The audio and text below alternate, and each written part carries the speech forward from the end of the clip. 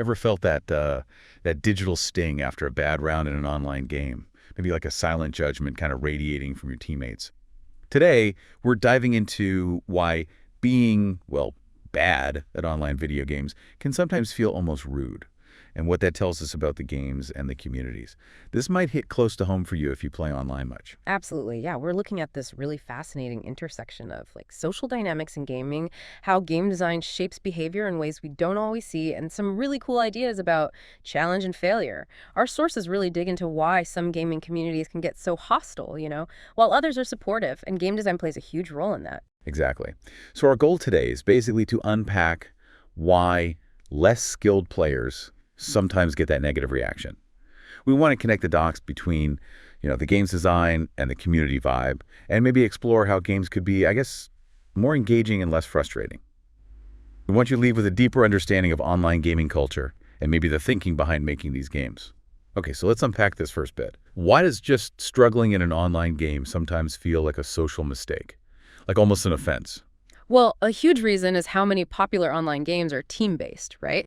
Especially competitive ones. Think MOBAs like League or Dota, team shooters, strategy games.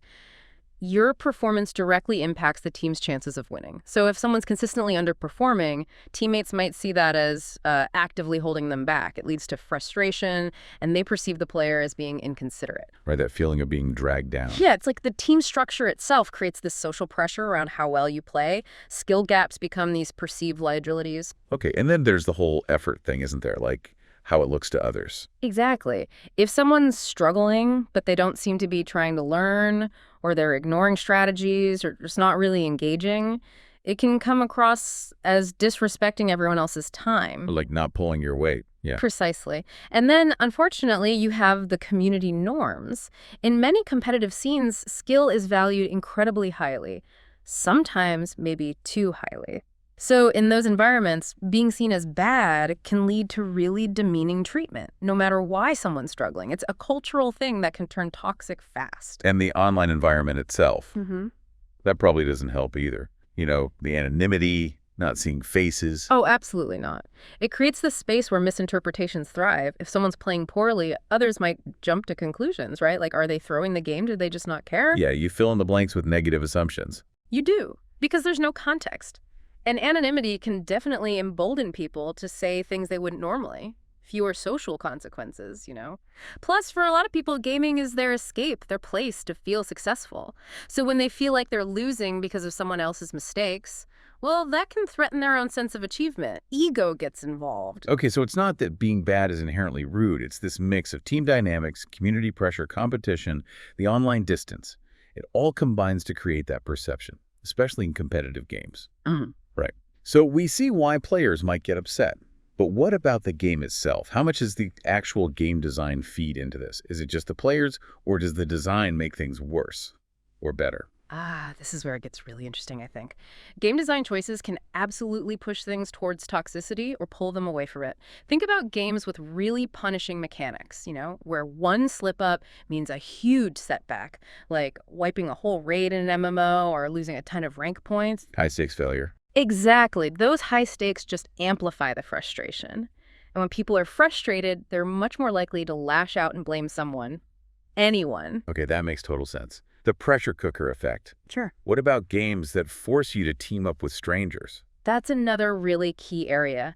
If a game makes you rely on random teammates for important content, but doesn't give you, good tools to manage that, like easy ways to retry, maybe difficulty scaling, or even decent AI partners if you can't find people, that reliance on strangers whose skill level you don't know can breed negativity. Because you feel like your progress is out of your control. Precisely. That lack of control when you feel like others are constantly undermining you. It's a major frustration trigger. And I guess if the game doesn't even tell you why you failed clearly, it's easier to just blame your teammates, right? That's it exactly. Lack of clear feedback is huge. If you don't understand why something went wrong, pointing fingers is often the default. Easier than trying to figure out your own mistakes. And don't forget, competitive ranking systems. They're meant to drive engagement, sure, but when you tie ego, status, rewards to climbing that ladder, Well, it can really exacerbate toxic behavior. People get hyper-focused on winning, sometimes at any cost. Wow, okay. So the design choices really do set the stage. It's not just random chance whether a community feels good or bad. Not at all. And you can contrast that with games that handle failure differently. More forgiving systems, maybe mechanics that actually encourage cooperation, good tutorials or onboarding for new players, and importantly, active moderation. Right, moderation makes a difference. A huge difference. You often see a totally different vibe in those games. And remember, even the same game can have different community feels depending on, say, the server region, the culture that develops, how strictly rules are enforced. Early players often set the tone. How developers handle abuse sends a message. Even things like popular streamers and the game's main audience demographic can shape things. That's complex. It is. But the bottom line is developers have a real responsibility here. Toxicity isn't just random noise. It's often influenced heavily by design and how the community is managed. Okay, so we've talked about punishment and forced grouping. This reminds me of something I read about old arena shooters, like Quake or Unreal Tournament. Apparently, they often had surprisingly positive communities, and one theory was the super fast respawn times. You died, boom, you were back in seconds, no waiting. That's a brilliant point, and it perfectly highlights how downtime impacts frustration. In those old shooters, the design basically minimized the time to blame. You died, you respawned almost instantly. You were right back in the action. There was barely any time to get angry or start pointing fingers. It was all momentum, mistake, move on. Yeah, no time to stew. Exactly. It short-circuits that whole blame cycle and actually builds a kind of resilience. Whereas, yeah, contrast that with a lot of modern games, Mm-hmm. especially live service ones or team games. Dying can mean, well, a lot more waiting. For sure. You might have long matchmaking queues, then character select, maybe a long walk back or spectating time. And progression might be tied directly to how well you did before you died. Right. So imagine waiting ages for a ranked match, picking your character, then dying really early. You're disappointed, sure, but you've also sunk time into it, and now you might be stuck watching, getting more and more annoyed. That downtime, that's when the emotional reactivity kicks in. That's when you start blaming teammates. The longer you're idle after failing, the more time that frustration has to fester. So the insight isn't just that you failed, but how long you spend thinking about failing afterwards. Precisely. It's the dwelling time. Those older shooters, maybe without even fully realizing it, created a more emotionally stable experience just by keeping people moving. So it seems like a lot of modern games could maybe learn from that fail fast, retry faster idea. But why don't they all do it? Why not just have instant respawns everywhere if it helps? Yeah, that's a really central question in game design philosophy, isn't it? Part of it is this sometimes mistaken idea that challenge needs punishment to feel meaningful. Some designers, maybe even some players, believe a victory doesn't feel earned without significant friction. They might think instant respawns would somehow cheapen the whole thing. But you don't think that's always true. Not at all. Look at games like Celeste or Super Meat Boy. Incredibly challenging platformers, right? But when you die, you're back instantly. It fosters deep engagement and learning, not rage quitting. It proves difficulty and low downtime can coexist beautifully. Okay, but surely there are genres where downtime does serve a purpose, like it's part of the design. Oh, absolutely. Sometimes it's intentional and effective. Think about the walk back to a boss in Dark Souls. It adds to that oppressive atmosphere, the feeling of struggle. It's thematic. Right, the walk of shame. Kind of. Yeah. Or in tactical shooters, the weight of each death, the time you spend spectating, that's key to the careful, strategic gameplay. And even in older MMORPGs, sometimes that recovery time after a tough fight was a moment for socializing, for planning. So yes, a slower pace can be part of the intended experience. Okay, that makes sense. But then there may be less artistic reasons for downtime too, right? Like monetization. Unfortunately, yeah, that's a factor sometimes. Some game designs might intentionally include time-wasting elements, long waits, slow retries, inconvenient travel maybe to artificially prolong engagement metrics or nudge players towards buying things that speed it up. The less savory side. Definitely less ideal. But thankfully, more and more modern games seem to recognize the value of respecting player time. You see it in games like Hades, Doom Eternal, Risk of Rain 2, Dead Cells. They prioritize flow, keeping you constantly engaged. They prove you can have deep, challenging, rewarding experiences without making players suffer through unnecessary waiting or punishment. Players need engagement, not boredom, to feel challenged. So if the goal is that constant engagement, that flow, what should the core aim of game development be in that sense? Like the ideal loop? I think the ideal core loop should energize players. It should make them want to keep going, not wear them down. It's a cycle, right? You try something, you learn from it, maybe you improve a little, you get a small win or breakthrough, and that makes you feel hyped to try again. Minimize the friction, maximize the hype. Pretty much. The key is reducing that friction, those long waits we talked about, harsh punishments that feel unfair, confusing reasons for failure, systems that just drain your time. Those things kill the flow, kill the motivation. And on the flip side, what creates that hype you mentioned? It happens on different levels. You've got what you could call micro hype, the immediate satisfying stuff. Responsive controls, instant feedback, snappy animations, maybe quick respawns. Then there's macro hype, the bigger payoffs. Finally, beating that boss, unlocking a cool new ability, a big story moment, seeing your character get stronger. Modern players often have limited time and maybe less tolerance for boredom than in the past. So games really need to be emotionally rewarding and feel like they respect your time investment. You mentioned Dark Souls earlier as kind of an exception, where the frustration works. Why does its difficulty land differently than, say, just a badly designed, punishing game? Yeah, Dark Souls is fascinating because its difficulty, its frustration, feels incredibly intentional.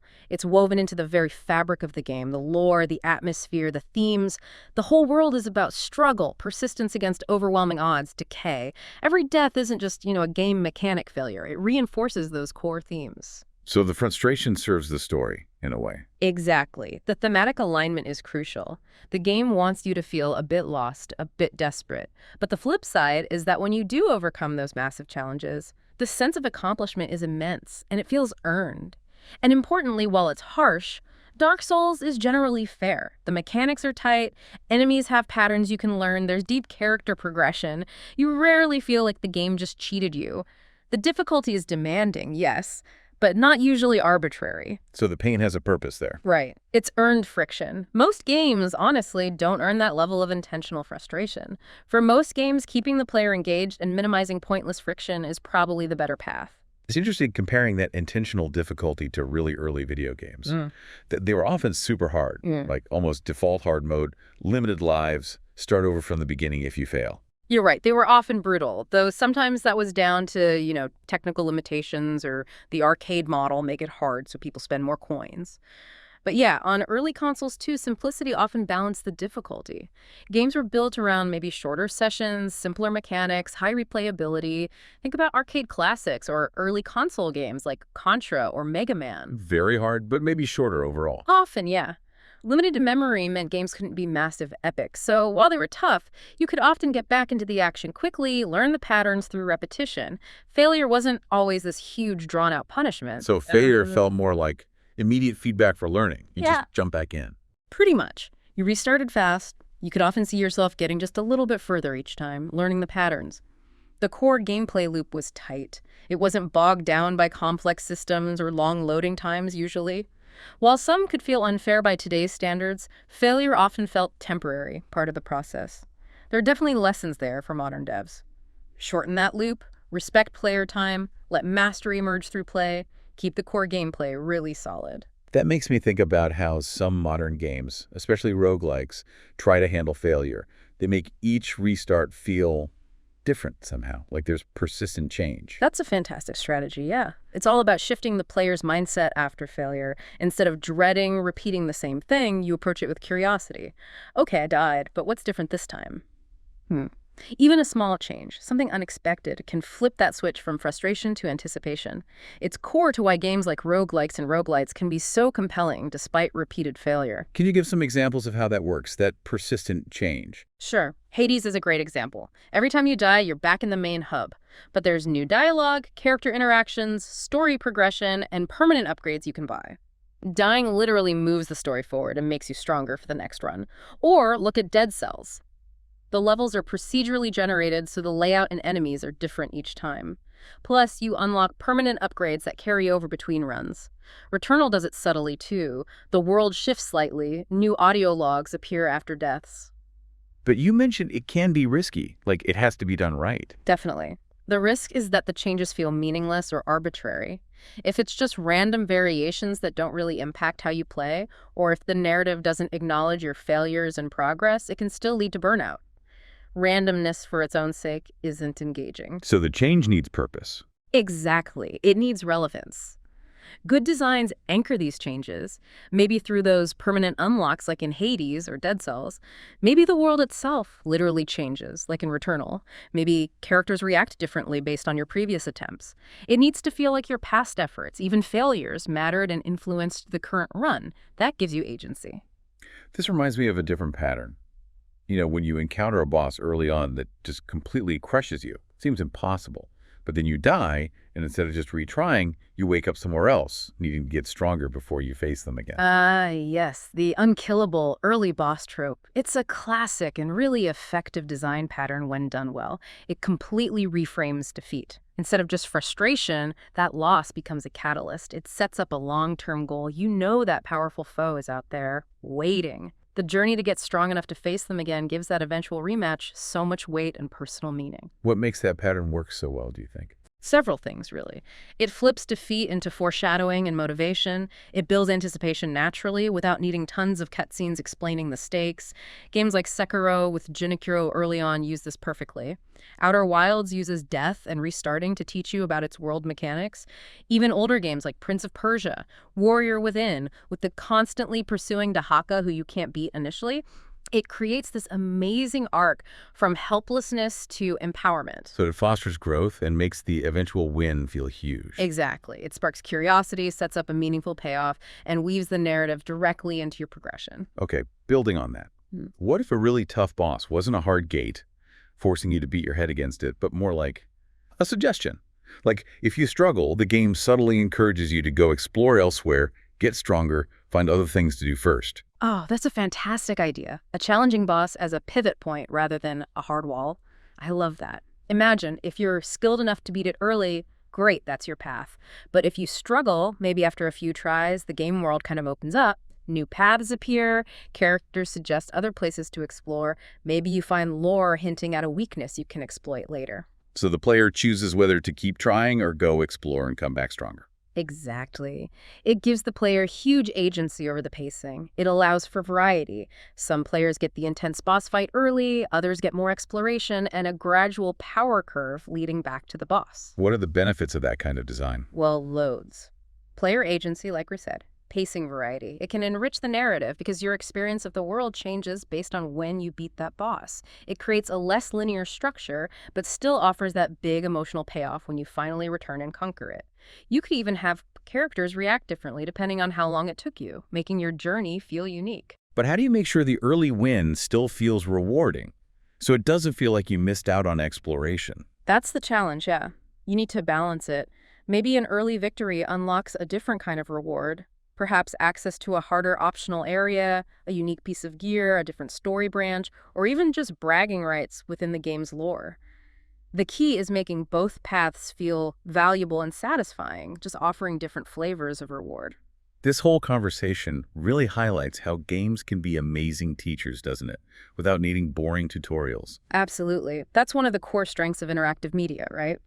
A well-designed game guides you, lets you experiment, teaches complex mechanics organically. It can adapt to how you're playing, letting you figure things out without making you feel stupid. It's about designing challenges where failure is just feedback, not a dead end, where maybe there isn't just one single solution, but multiple ways to succeed, catering to different skills like sharp reflexes versus clever planning, that mind over muscle idea. So how does a game actually teach without frustrating the player? Well, first, failure needs to provide information. Okay, that didn't work. Why didn't it work? What could I try differently? Clear feedback is key. Offering multiple solutions, like we said, allows different players to find their own way. Gradual introduction of mechanics is also important. Teach the basics, let the player master them, then combine them in interesting ways. Design challenges with player growth in mind. Think about games like Celeste for platforming, Portals for physics puzzles, The Witness for logic. They're brilliant teachers because they trust the player to learn through experimentation and build skills layer by layer. And thinking about challenges. Does a boss always have to be an enemy you defeat? Could a boss maybe become an ally? Or be overcome in a non-violent way? Oh, that's a really exciting direction. Challenging the whole definition of a boss encounter. Why does it always have to end in combat? Imagine encountering a powerful figure. Maybe they seem like an antagonist, but through understanding their motives, their history, maybe finding a way to heal their pain or free them from control, they could become an ally, or the conflict could resolve peacefully. How might that look in a game? Well, maybe instead of a fight, the boss arena is full of clues about their past. Maybe talking to them reveals vulnerabilities that aren't physical. Perhaps finding a specific item elsewhere in the world and showing it to them is the key. Or solving an environmental puzzle related to their backstory. It opens up victory conditions beyond just having the best reflexes or gear.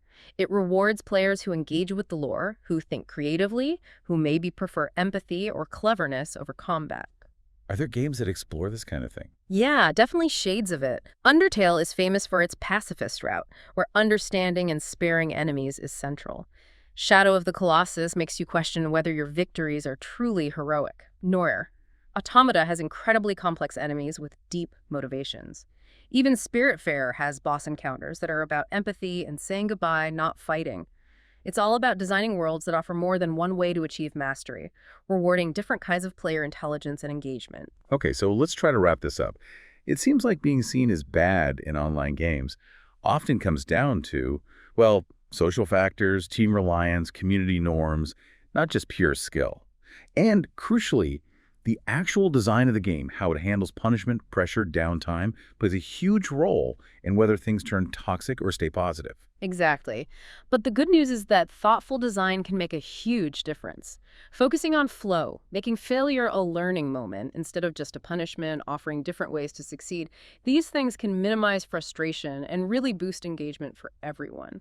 Right. So hopefully this deep dive has given you a kind of framework for thinking about these forces in online games, why some experiences feel good, why others feel bad, and how innovative design can make things better. Yeah, understanding the interplay between the social side and the design side helps make sense of it all, and it highlights how developers can intentionally build healthier, more engaging spaces. And maybe a final thought for you, the listener.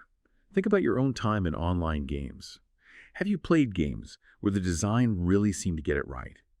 Where frustration was low, interactions were positive? What kind of game worlds, what kinds of challenges would you find the most engaging and rewarding, no matter where your skill level starts? Something to chew on next time you log in.